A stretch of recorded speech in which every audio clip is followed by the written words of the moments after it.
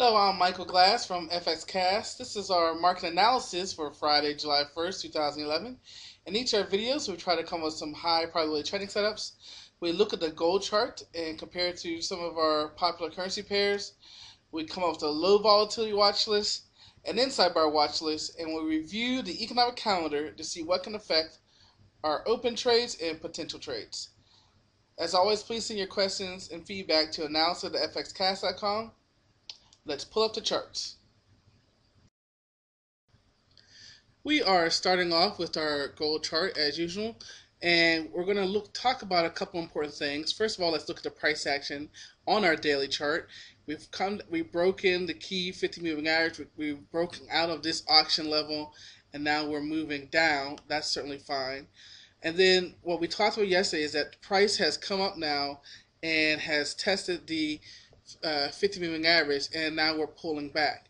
And there's a train of thought amongst some technical analysts that when you fail at a moving average, when you push down, come back and test it, that you may make a new low, which will probably bring us down to, our 1470-ish price level, if that was going to happen. Now, what's going to help us get there? Well, we come over to our hourly and we see a couple things. We did get overbought for a brief moment, and now we're down. And now we're in the oversold level. So before I'm anxious to go short, I probably want a little bit of retracement. At least get this up here a little bit on hourly.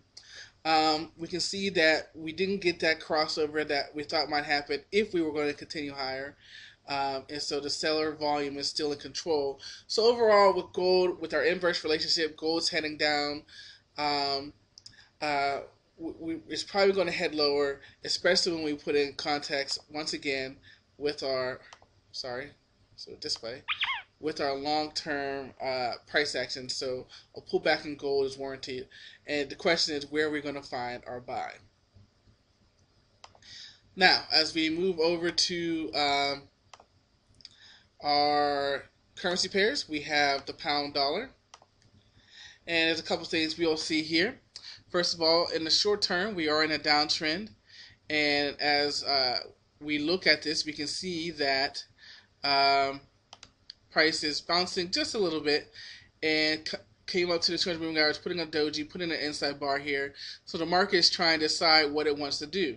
Now, we can see when the selling volume here crossed over, that's when we got our push lower, and we're still have that same condition. On our hourly, we see a couple things. First, we see we're below our long-term moving average, which we finally came back up to after a while. We're potentially bouncing in a buy zone, which is good.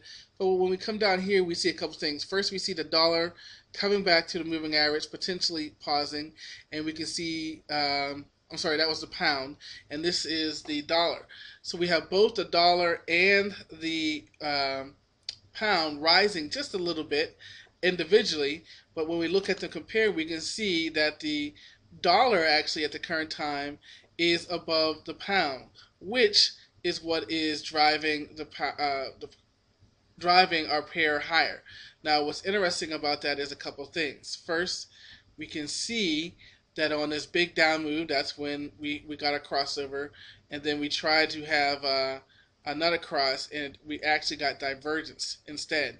So what we're looking for here is for our hourly template to match up with our daily and really allow a trend to form from here. Next is the euro dollar. Here in our price action, we always focused on yesterday was this downtrend line. Price action went right up to it, and we paused. And now we're putting in a little doji here. We can see the sellers are in control, still on our sellers volume. And here, as we look at this long term, we can see we're in a sell zone, which matches up with our resistance here. And we said long term, we probably are heading lower. And we can see a couple things here. We can see that the dollar was trying its best to cross over, and if we can get this dollar to cross over, we'll really see this move begin to head lower. We can see that our move up was as the euro was in control, and so if we can get this crossover, this retracement off this downtrend line will happen. Just like before, we can see the dollar coming up and bouncing its head, so we really need to see this project higher in order to get that pullback, and we want to see the euro get a little weak. And right now we're in the middle of nowhere, so we're hoping to get a sell set up. We may need to let this go a little bit higher, but notice that we did come up to this and come back down. So there is a likelihood of us coming back down and retesting 1.445. But again, long term, we're hoping to accept a short off our downtrend line. Finally, we're looking at the dollar franc. Here we can see our double bottom trying to put in place here, but we're back to the 20 moving average. Will this be resistance?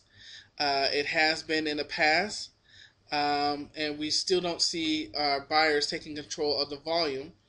Um, but what we can see is, once again, the dollar is taking control, and that's what allowed for our couple days here of action. Now, we talked about there was a great buy here off of the support level, and that's exactly what we have. Now we're back to the moving average. We're in the middle. Our all of our indicators are kind of in the middle of nowhere. And why is that? Well, we're at resistance again. So the market's going to tell us whether or not this resistance is going to hold, and we're going to get that short. But we'd like to get that short up here closer to the 20 moving average, or up here close to our sell zone at 8425. At this present time, we do not have anything for our low volatility watch list, nor do we have an inside bar watch list for tonight. Let's go to the economic calendar. Okay, so as we look at our economic calendar, there's a couple things that jump out at me real quickly. We have inflation data for Germany that can affect interest rates. We have unemployment rate for the European Union, and we also have that for Italy. And then for the States, we have consumer sentiment, which can certainly move the market one way or the other.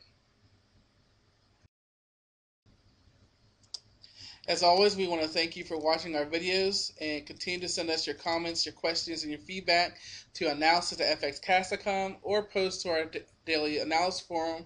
Thanks, guys, and I'll see you next time.